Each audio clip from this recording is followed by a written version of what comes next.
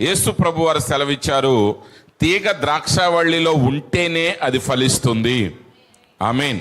ఎందుకంటే ఆ తీగే ఫలిస్తుంది. అయితే ఆ తీగ ఫలించటానికి గల కారణం ఏంటి? ఆ తీగ ఆ ద్రాక్షావళిలో నిలిచి ఉన్నది.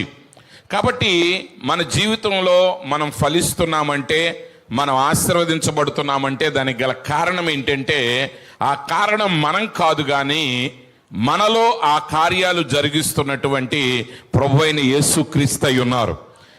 ఫలించేది నువ్వే, కానీ ఫలింప చేయువాడు ఆయన అయి ఉన్నాడు. నువ్వు ఆయనలో నిలిచి ఉండాలి.